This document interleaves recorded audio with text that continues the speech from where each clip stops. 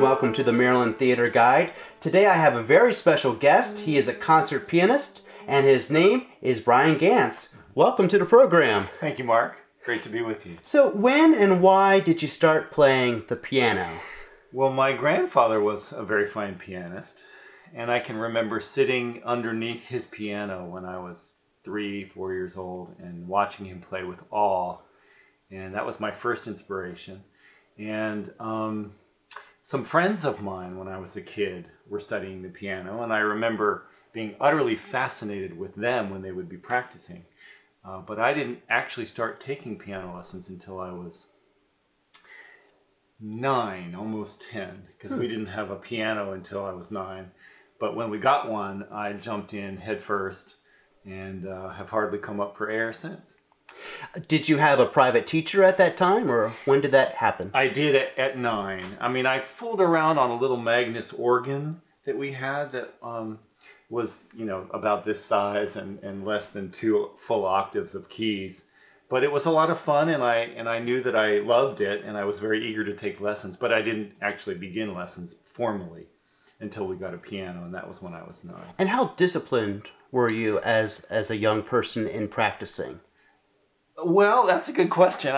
I'm not sure I was very disciplined, but I did fall madly in love with the music of Chopin as a child.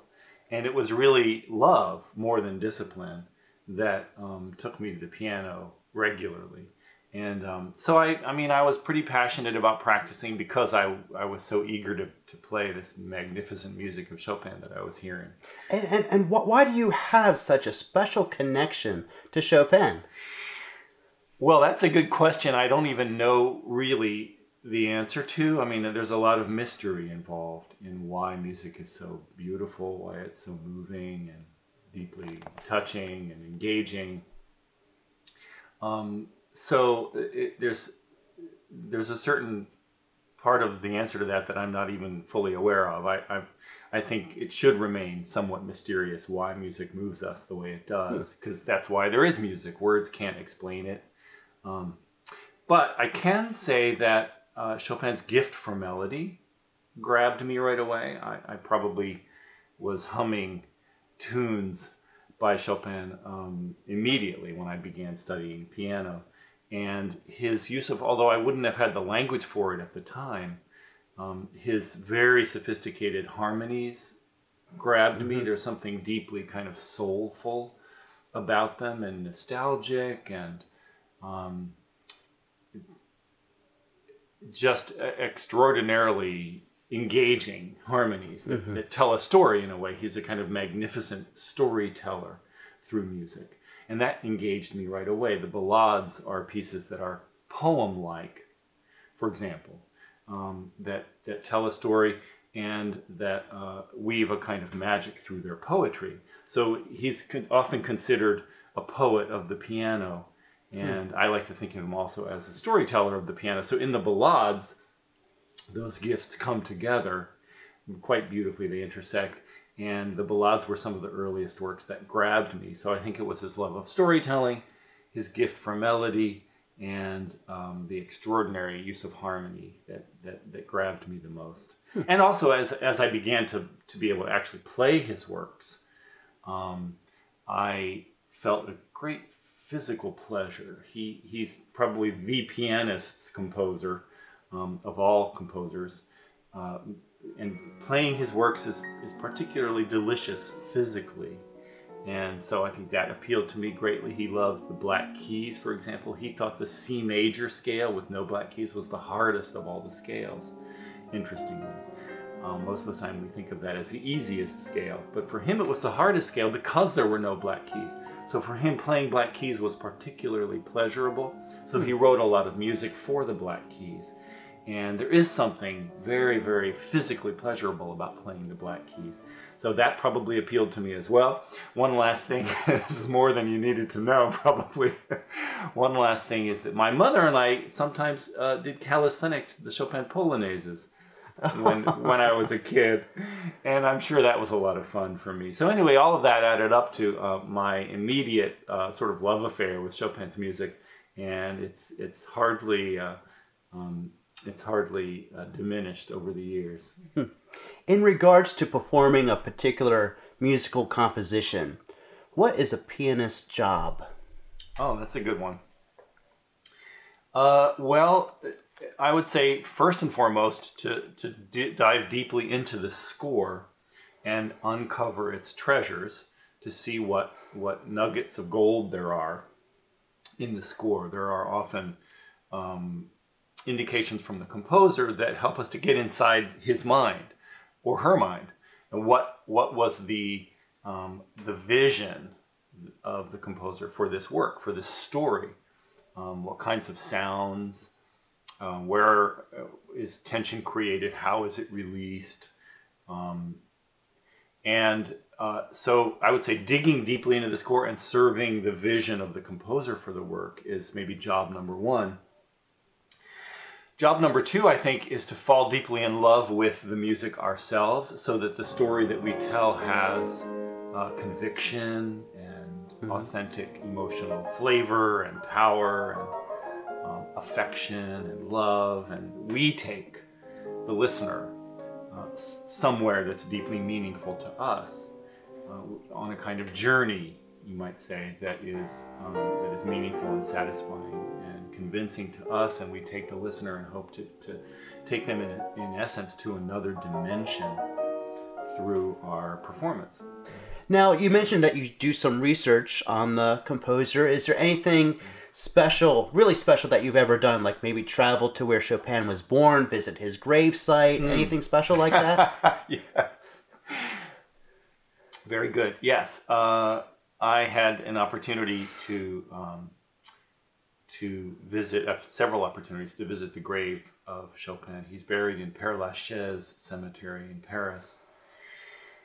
And I had a very meaningful experience there in the 1990s, after I had taken part in a piano competition in Paris. And I remember it was a wintry morning and rather gray and dreary and cold. And I got to the cemetery, and I must have entered far away from Chopin's grave, because the cemetery appeared utterly deserted. And as I was walking across the cemetery, getting to Chopin's grave, I thought that I would arrive there and have some private moments with the grave site. And so I was utterly astounded when I arrived at his grave, and there was this sort of explosion of light and color and humanity, because there were easily 20 people there. I hadn't seen maybe more than a couple of souls throughout the entire cemetery, but there was a crowd at his gravesite, and there were flowers everywhere and candles lit, and it was just sort of like an oasis of warmth and beauty amidst the dreary gray of a winter morning. And it was very moving to me, because it reminded me just how incredibly beloved Chopin is as a composer and a contributor to the beauty in the world. So that was moving, and I'll carry that memory with me forever. And I also had an opportunity to go to Poland and play a couple of concerts there. I didn't play Chopin. Sadly, I was playing the Grieg Piano Concerto with a couple of very fine orchestras there. And I was moved because I hadn't realized just how much a part of the very fabric of culture Chopin is. It was very, very beautiful to see just how beloved he is, and how much a part of almost the air people breathe he is. And I would sit at a park bench, and suddenly the bench would start making music with Chopin's music, and it would be astonishing, because I had no idea the bench could make music. So really, the music was literally in the air, and pictures of him everywhere. It was also profoundly moving. After all these years, he still stands the test of time. He will always be with us. Now, what goes through your mind while playing a particular piece? Now, I'm sure you're not going through your grocery list, or thinking about where you're going to go out for dinner. Right. Hopefully. I won't say that's never happened, but so what goes through my mind when I play? Well, as I say, telling a story is essential to being a musician. And so music is very much a language. It's not a verbal language, of course, but it's a language. So you're engaged. You can imagine if you're speaking a poem, you are very much engaged in the meaning of the words, and you're telling the story of the poem, and you're creating a kind of, you might say, an arc of meaning for the listener. Same thing if you're acting in a play. There's kind of an arc as the tension builds, as it reaches some sort of climax, as it recedes. So you're engaged in, you might say, the structural tension of the story that you're telling. So as I'm performing, that's my experience. I'm engaged very much in telling a story, in thinking along the lines of the musical language and how it's creating beauty, nuance, color, what kind of sounds I'm trying to go for, what kind of story I'm trying to tell. Is this power? Is it magic? Is it intimacy? Every conceivable emotion, and some, I like to say, some not so conceivable emotions come into play. And so that is quite compelling as I'm playing, and usually keeps my mind off that grocery list. Very good. Now, I'm going to take a leap of faith, okay, and assume that the piano is your favorite instrument. Now, if you didn't play the piano... Actually, I have a surprise for you. Oh, really? Go ahead. If you didn't play the piano, what instrument do you think you would like to play? Well, if it weren't for Chopin, I'll put it this way. If it weren't for Chopin, I would truly wish that I played the violin. Ah. The violin, in some ways, purely out of context, not thinking about specific pieces or composers. The violin is probably my favorite instrument. Okay. There's something about the pleasure of manipulating isn't quite the right word, controlling isn't quite the right word, of doing something creative to the sound while the sound is happening. You see, when you play a key on the piano, once you've played that key, there isn't anything you can do to change that sound. You can do subtle things with the pedal to change the sound, but it's very, very subtle and not nearly as directly connected to the expressive impulse, you might say, as what one can do with a string instrument or with the voice. But with something about the way the violin is held kind of tenderly and lovingly, cradled in a way, right under the ear, I think contributes to for me, the appeal of the violin. I adore the sound of the violin beautifully played, and the way the sound can be controlled even while it's being played. So if it weren't for Chopin, I would wish that I was a violin. I might even have switched to the violin. Really? Because of Chopin.